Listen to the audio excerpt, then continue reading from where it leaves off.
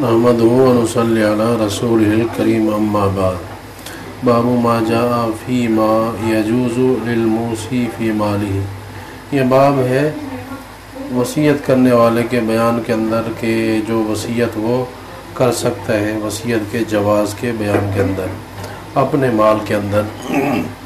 ابو داؤد یہ باب ہے کہ آدمی اپنے مال میں سے کتنی وصیت کر سکتا ہے، اور اس کے ضمن میں واقعہ بھی ہے آپ علیہ السلام نے کتنی وصیت کی اجازت دی ہے. مرنے والا عام طور پر جب دیکھتا ہے کہ دنیا سے جا رہا ہوں تو کوئی اچھا کام کرو، زندگی میں صدقہ خیرات کرے تو اچھی بات ہے، زیادہ ثواب ہے.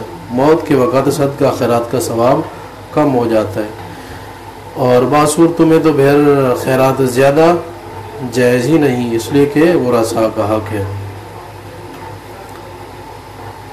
عن عامر بن سعد عن نبیہ قال مرض مرضا اشفى فيه فعاده رسول الله صلی اللہ علیہ وسلم فقال یا رسول اللہ ان لی مالا کثیرا وليس يرثني الا ابنتي افاتصدق بالثلثين قال لا قال فبالشطر قال لا قال فالثلث قال الثلث والثلث كثير انك ان تترک ورثتک اغنیاء خیر من ان تدعهم عالة یتکففون الناس وانک لن تنفق نفقة الا اجرت فیها حتى لقمة تدفعها الى فی امراتک. حضرت سعد اپنے والد سے روایت کرتے ہیں کہ والد صاحب آپ علیہ السلام کے زمانے میں حجۃ الوداع کے موقع کے اوپر حضرت سعد بن ابی وقاص بیمار ہوئے. فعادہ آپ علیہ السلام اس بیماری میں یہ ٹھیک ہو گئے تھے. آپ علیہ السلام بیماری کے موقع کے اوپر تشریف لائے حضرت سعد بن وقاص رضی اللہ عنہ کی عیادت بیمار پرسی کے لیے. تو انہوں نے عرض کیا، مسئلہ پیش کیا، اللہ کے رسول میرے پاس مال بہت ہے لیکن میری جائیداد میں میراث میں ایک بیٹی وارث ہے، یا صرف بیٹی مراد ہے. مراد یہ تھا کہ ذوی الفروض جو اللہ نے حصے مقرر کیے ہیں ان میں سے ایک بیٹی ہے، اور دیگر عصبات رشتہ دار تو موجود ہیں. اس لیے آپ علیہ السلام نے ورثاء کا آگے بیان کیا. تو بیٹی ہے اور میں صدقہ کرنا چاہتا ہوں 2 ثلث مثلا 3 لاکھ ہے تو 2 لاکھ صدقہ کرنا چاہ رہا ہوں، اور اس کی آپ اجازت دے دیں. قال اللہ آپ علیہ السلام نے فرمایا نہیں، یعنی اجازت نہیں. قال بالشطر پھر عرض کیا کہ نصف یعنی پورے کا آدھا حصہ میں اللہ کے نام پر صدقہ کرنا چاہتا ہوں. یعنی گویا کہ وہ سمجھ گئے تھے میرا آخری وقت ہے، میں اس دنیا سے جانے لگا ہوں. قال اللہ آپ نے اس کی بھی اجازت نہیں دی، یعنی نصف بھی صدقہ نہیں کر سکتے.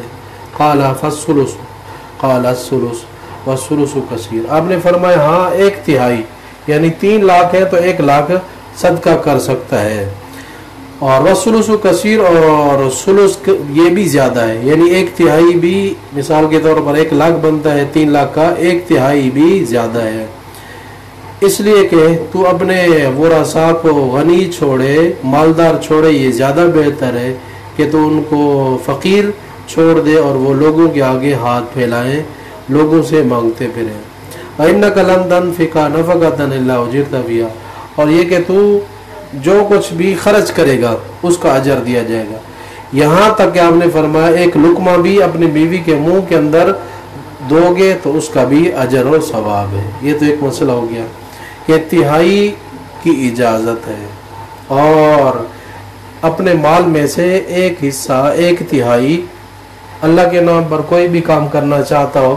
اب اس کو بتاؤ کہ میرا آخری وقت ہے، چلو آخری وقت میں ہی کوئی اچھا کام کر لیا جائے، تو شریعت میں وسعت ہے، آسانی ہے، تو آخری وقت میں اتنی کی اجازت ہے. دوسرا مسئلہ یہ بیان کیا کہ جو بعد والے لوگ کھائیں گے تو اس کا بھی ثواب ہے. حلال کھلایا، حلال دے کے گیا ہے، تو جتنا بھی پیچھے استعمال کریں گے ورثاء رشتہ دار عزیز تو اس کا ثواب قبر میں بھی ملتا رہے گا. دوسرا پھر مسئلہ عرض کیا، قلت یا رسول اللہ اتخلف عن ہجرتی، میں ہجرت سے پیچھے رہ گیا، مجھے اس بات کا ڈر اور خوف ہے۔ قال انکا ان تخلف بعدی فتعمل عملا صالحا تريد به وجه اللہ، بے شک تو میرے بعد بھی رہے گا اور اللہ تعالیٰ کی توفیق سے تو اچھے کام کرے گا اللہ کی رضا کے لیے، اور نہیں ہوگا زیادتی مگر یہ کہ تیرے درجات میں، یعنی اچھے کاموں کے کرنے کی وجہ سے درجات میں بلندی کا ذریعہ بنیں گے یہ اعمال، اور شاید کہ تو میرے بعد بھی زندہ رہے، لعلک ان تخلف حتی ینتفع بک اقوام، شاید کہ تو بعد میں بھی رہے یہاں تک کہ فائدہ اٹھائے تیرے ذریعے سے بہت سے لوگ، اور نقصان اٹھائیں بہت سے لوگ تیری ذات کی وجہ سے۔ یعنی وہ خوف کھا رہے تھے تو آپ علیہ السلام نے تسلی دی کہ آپ مریں گے نہیں، میرے بعد بھی آپ زندہ رہیں گے۔ تو روایات میں یہ آتا ہے کہ 40-45 سال تک یہ زندہ رہے، ایران کے فاتح کہلائے اور گورنر رہے عراق کے۔ تو اللہ تعالیٰ نے ان کے ذریعے مسلمانوں کو فائدہ پہنچایا، اور نقصان پہنچانے سے مراد یہ کہ کافر ہیں، ان کے ہاتھوں سے کافی کافر مارے گئے میدان جہاد کے ذریعے۔ اس کے بعد پھر آپ نے دعا مانگی، اللہ میرے صحابہ اکرام کی ہجرت کو مکمل فرما اور ان کو ایڑیوں کے بل واپس نہ لوٹا۔ لیکن سعد بن خولہ کے لیے، لیکن الباعث سعد بن خولہ تھا، آپ علیہ السلام نے سعد بن خولہ کے لیے افسوس کا اظہار کیا۔ یہاں تک کہ تو آپ علیہ السلام کے الفاظ ہیں، باقی آگے جو الفاظ ہیں، یا رسول اللہ صلی اللہ علیہ وسلم ان مات بمکہ تھا، آپ علیہ السلام نے سعد بن خولہ رضی اللہ عنہ کے لیے افسوس کیا کہ وہ مکہ کے اندر ان کا انتقال ہوا۔ حدیبیہ کے موقع کے بعد روایات میں آتا ہے کہ ان کا انتقال ہوا ہے، آئے تھے تو یہاں سے گزر رہے تھے، ان کا انتقال ہو گیا۔ بعض روایات میں یہ ہے کہ انہوں نے ہجرت ہی نہیں کی، تو راجہ حدیبیہ والا واقعہ۔ تو بندے کا عام طور پر چونکہ موت کے اوپر تو اختیار نہیں ہے، وہ پھر آپ علیہ السلام نے موت کے اوپر جو افسوس کیا ہے اس کی وجہ یہ ہے کہ وہ ثواب میں کمی واقع ہو گئی، کہ جو ہجرت کر کے آیا، یعنی مکے سے ہجرت کر کے آیا، ان کو بہت بڑا ثواب اور بشارتیں ہیں، اور ان کا انتقال مدینے میں ہوا تو اس صورت میں ان کا ثواب پورا ہوا۔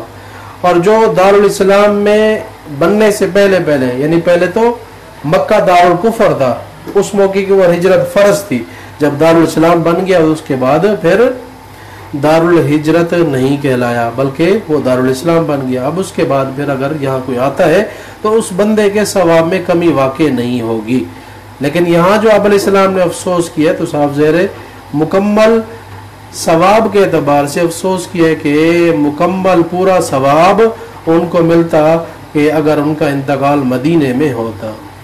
باقی جس بندے کا دارالاسلام ہونے کے بعد مکہ امن والا ہو گیا، اس کے بعد دارالاسلام بن گیا، تو اس کے بعد اگر کوئی مہاجر آ کر یہاں رہتا ہے تو اس کے ثواب میں کمی واقع نہیں ہوگی، جیسا کہ رئیس المفسرین عبداللہ بن عباس رضی اللہ عنہ ہجرت کرنے کے بعد پھر دوبارہ یہاں رہے، اور پھر ان کی بعد میں طائف میں قبر بھی ہے اور وہاں پھر انہوں نے قیام کیا۔ تو یہ ساری صورتحال ہے۔